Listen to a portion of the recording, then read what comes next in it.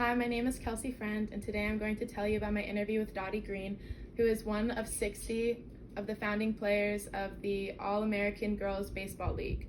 And I'm also going to tell you about her experiences as a professional baseball player during the time period of World War II.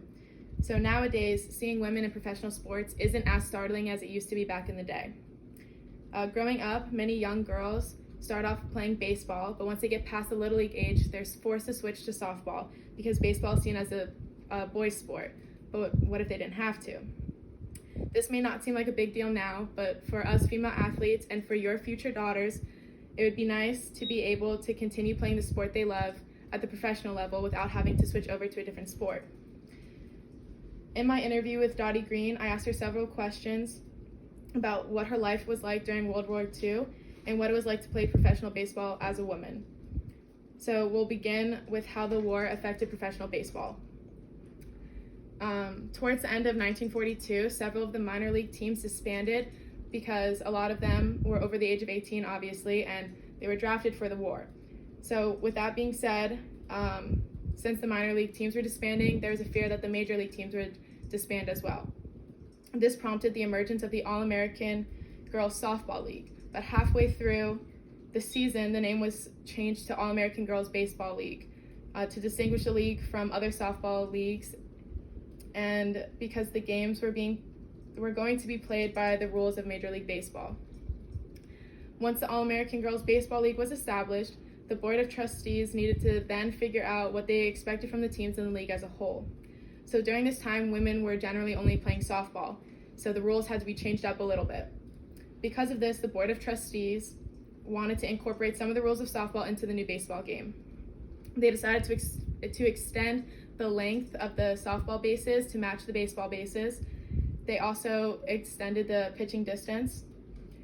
They also incorporated the men's base running rules so that they could steal and lead.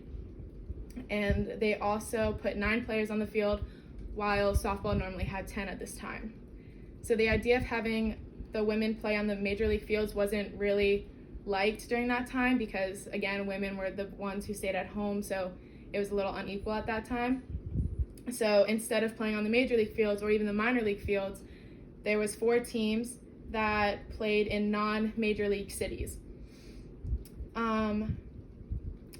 It was also said that femininity was a very high priority on each team. So one of the trustees, they decided to contract with a beauty salon to meet with the players during spring training. So after every single practice, the players would be required to attend an evening charm class. And here they were taught proper etiquette, they were given a dress code, and they were even given beauty kits with instructions so that they would always look physically attractive, which would also help later on, like if there's a bad game, at least the girls were pretty. Not only did the war affect the game of baseball, but it also had an impact on society as a whole, which would later on help bring fans into the games. So because of the war, women who were formerly homemakers, they were taking jobs in the factories to help out since the men were at work or at war. So in the factories, they made machinery and everything for the war. And this change in tradition made the environment much friendlier for accepting women in these professional sports roles, because now the world was being able to see women in different roles in life. So also because of this, a lot of people's luxuries were taken away, and food was rationed, gas was rationed, everything was kind of like on a setback. So since everything was kind of shortened and rationed out, people felt like they were forced to stay close to home, which made the nearest ballpark the most popular form of entertainment. So that would bring in a lot of fans for the All-American Girls Baseball League.